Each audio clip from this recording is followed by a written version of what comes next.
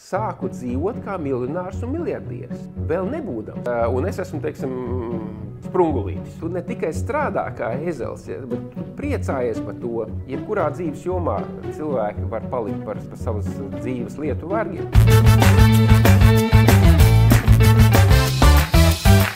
Pirmās mūsu pieredzes šķietami nepārāk organizētas, un tad mēs sapratām no tām pieredzēm kaut ko vairāk nekā šķietam viņas deva.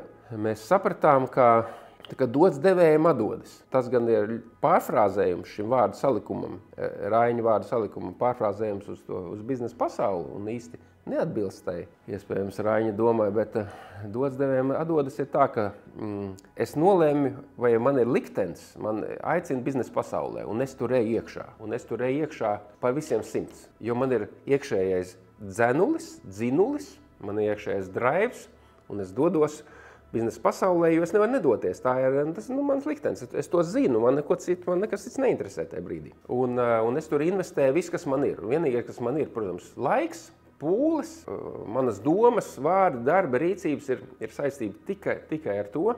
Un, zinām mērā, iesācējiem biznesmeniem, simboliski tas mērķis ir miljons. Ja pārfrāzēm naudā. Bet tas drives nav gluži miljons. Drives vienkārši tāpēc, ka tu nevari tajā virzienā neiet. Un tā ir milzīga atdošanās. 24/7. Tāpat kā jogs 24/7 atrodas jogas sajūtām pasaulē, tāpat tās biznesmenis atrodas šajā te biznesa darīšanu, attiecību, veidošanas un pelnīšanas pasaulē, kas nav viegls darbs. Un tad, ja ir lemts, tad atnāk rezultāts. Rezultāts naudas veidā. Un tas, ko es stāstīju, ir šis rezultāts. Un te ir tā kā izvēle. Ko tad darīt ar to rezultātu? Vajadzības biznesā vienmēr būs lielākas par to naudas summu, kas ir pieejama. Droši vien ir tāds miljārdu daudzums, ka tu galīgi nezini, ko darīt ar viņu. Iespējams.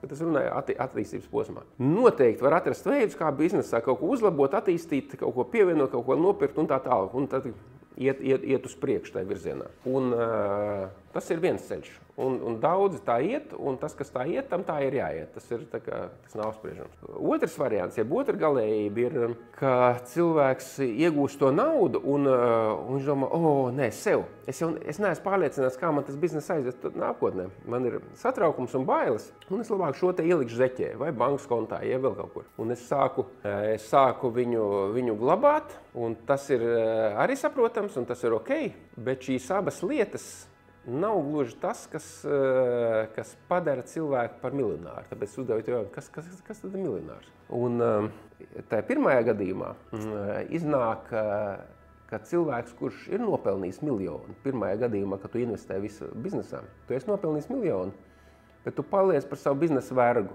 Tu kā kalpo. Jebkurā dzīves jomā cilvēki var palikt par savas dzīves lietu vergiem, par kafejnīcu, var vergot kafejnīcē, pieņemsim, un tā. Tas otrs variants, ka tu taupi, ievieš tavā prātā bailes, jeb satraukumu, un tādu kā sautību un egoismu, un tu vienkārši pārstāji dalīties ar pasauli, ar savu biznesu, un tad gan izvai nenovēršam, manā uzskata sistēmā nenovēršam, ka vienā brīdī tu to zaudē. Pēc tam, protams, tu zaudē arī to naudu. Bet es tā runāju tādās galīgās izteiksmēs. Mana pieredze saka, arī šeit ir jāiet zelta vidusceļš. Zelta vidusceļš nozīmē, ka tas enerģijas daudzums, ko tu ieliec tur, tev ir saprātīgi jāsadala sev, biznesam un ir jānosvin. Tev ir jānosvin. Tādā veidā tu saglabā miljonāra domāšanu, kas ir tu parādi visumam, tu parādi tam okeānam, garam, pateicoties kuram mēs vispār te kustamies un varam kaut kā 0 līdz 1 nieciņas pat ekrānu bīdīt. Mēs parādam, ka mēs novērtējam un ka mēs priecājamies. Par ko gan tēvs, kā gan padarīt tēvu laimīgu? Nav svarīgi, kuru tēvu, garīgo vai materiālo vai fizisko. Ja bērniņš ir priecīgs, ko gan vēl tēvam vajag, ja viņš redz, ka bērniņš ir priecīgs? Tāpēc gars nekādā veidā ne Dievs noteikti nenosoda. Un ja biznesmenis, kas nopelnījis miljonu, neaizmirs ne pa biznesu, ne pa sevi un vēl priecājās, izbauda to un vēl uzaicina vēl draugus papriecāties kopā ar viņu, tad tas ir tas miljonāra domāšanas, jeb tā drive, jeb faila un portāla atvēršanas veids, ko es saku no savas pieredzes. Tas tā nenāk uzreiz. Tu to iemācies. Un kas tad sanāk beigās? Ka tas enerģijas daudzums, ko tu ieliec, to arī saņem, to tu izbaudi. Un tu to saproti, ka tu un tavs bizness nav atšķirīgas lietas. Tu un tavu pasauli, es un mans bizness ir viens un tas pats. Es un šī jēga ir viens un tas pats. Tas ir mans pagarinājums. Ķermenis ir mans pagarinājums. Un mana prāta un ķermeņa pagarinājums ir mans bizness un šī jēga. Un, ja man būtu vēl palikusi kā jahta, tad tā būtu jahta. Ja man būtu palikusi vēl kāda lidmašīna, tad tā būtu lidmašīna. No svarīgi.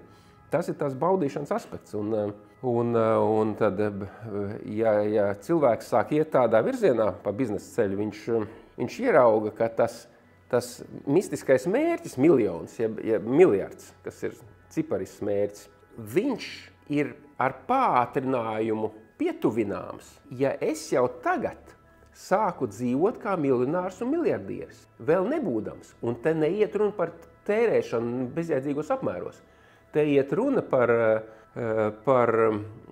to, ka tam, kurš visu dod, okeāns, pasaules gara okeāns. Tu parādi, ka tu priecājies, tu ne tikai strādā kā ezels, bet tu priecājies par to, un ka tu gribi vēl vairāk, jo tad tu vēl vairāk priecāsies. Un tu nevis egoistiski priecājies, bet tu vēl dalies ar citiem. Tā skaitā arī palīdz burtiskā nozīmē, ja? Bet patreiz par to neiet runa par ziedošanu, upurēšanos un tam līdzīgi.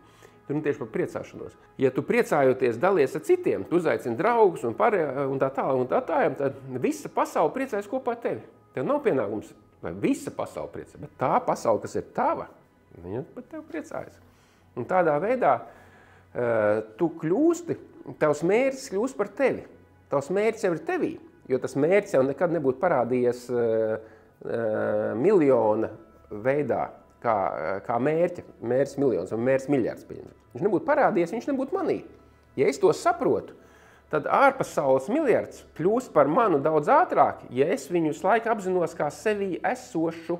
Es vienkārši veru vaļā ceļu pie pasaulīgā ārējā miljona, ja miljarda. Nevis es šausmīgi strādāju ar lāpstu, jeb ar airīti. Ja? Es saprotu, ka dzīves upe mani nes.